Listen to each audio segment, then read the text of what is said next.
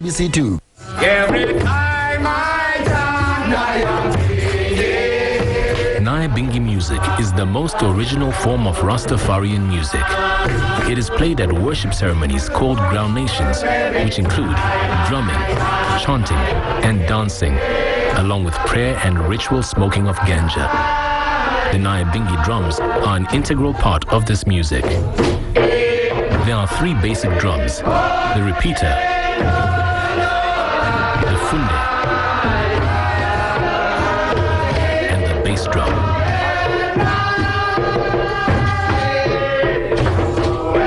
These drums are symbolic of the Africanness of the Rastafari, and some mentions assert that Jah's spirit of divine energy is present in the drum.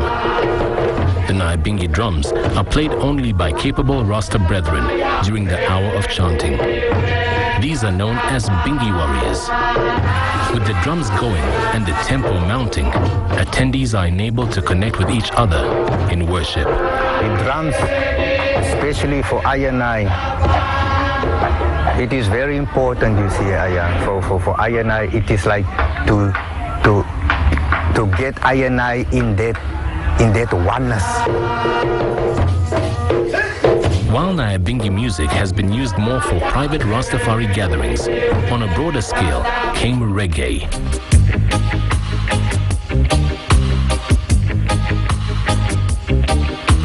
A new revolutionary sound that would become the worldwide ambassador for the Rastafari movement. Reggae was born on the streets in Trenchtown, the main ghetto in Kingston. Your reggae music emerged from a convergence of African retentions in terms of rhythm, drums and rhythm, okay? And in terms of melody, the popular and classical songs of Europe and America.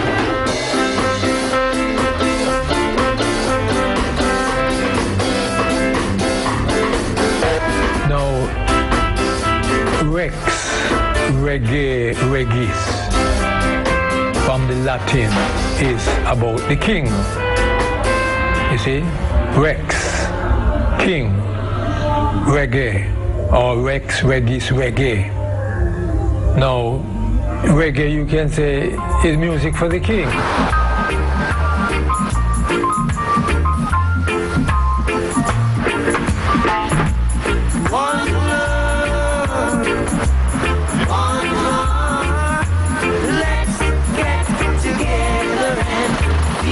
Bob Marley came into Trenchtown.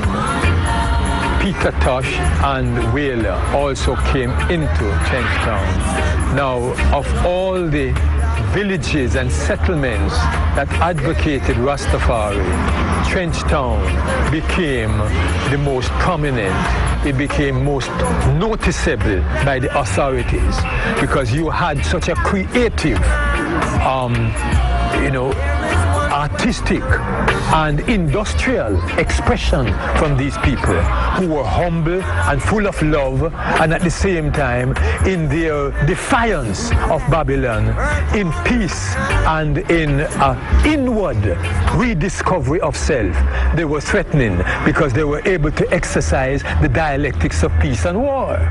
Right there, reggae's, the association comes about when the people started to sing these kind of lyrics that requires this sound. And it came out of suffering, struggling lyrics. So we started singing songs like that, freedom, I and I want some freedom, I and I, okay, when I want some freedom, song like the African Brothers, if we listen to songs, it's all about freedom, equality, justice, it's just, so the instrument has to go with it to make you, you can't be like, I want some freedom, and it's not going, it's not real. So that's where it came in, the Rastafarian, the lyrics from the Rastafarian people came into reggae. The 1-2 chant songs came into reggae. So then it brought the whole thing. and the culture started to develop through reggae, especially from Bob Marley. Reggae music has an infectious beat and an influential message. It is an avenue of expression for the Rasta community.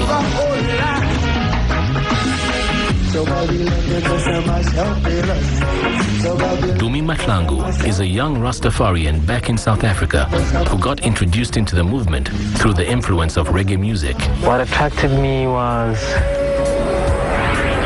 I could say, my sister, my late sister.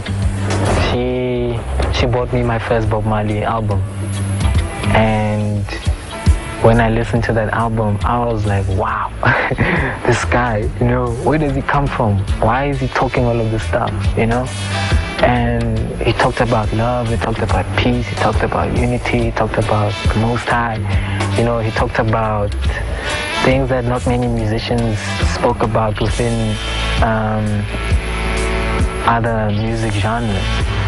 Today, Dumi is a young Rasta living in the city of Pretoria.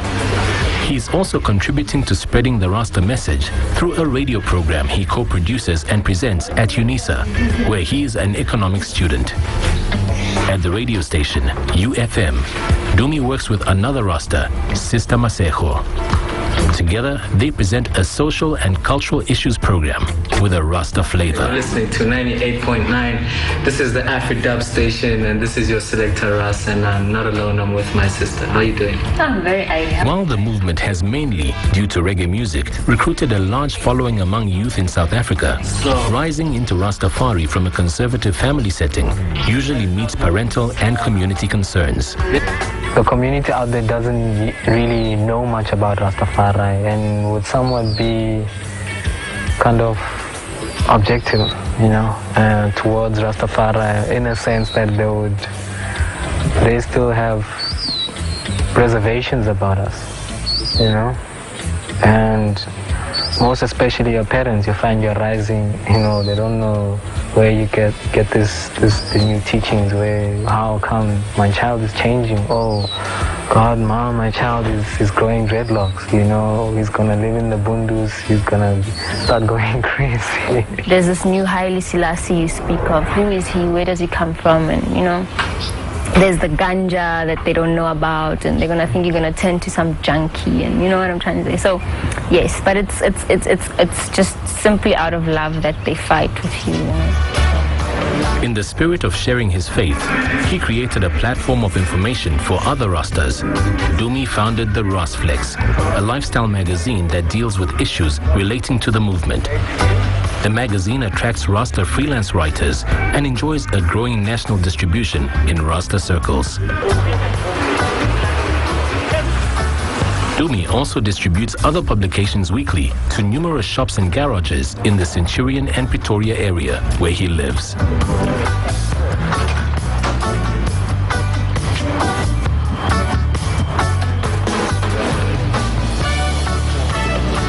Despite a busy life in the city, he still makes time out to connect with his faith, heading off to a secluded Rasta land on the outskirts of the city for a time of meditation.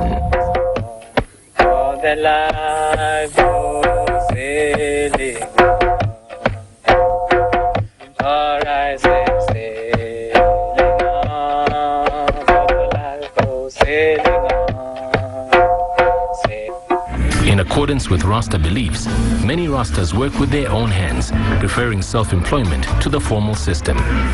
Any form of employment that puts one above another perpetuates a system Rastas refer to as Babylon. Ancient Babylon is now referred to as Iraq. Ancient.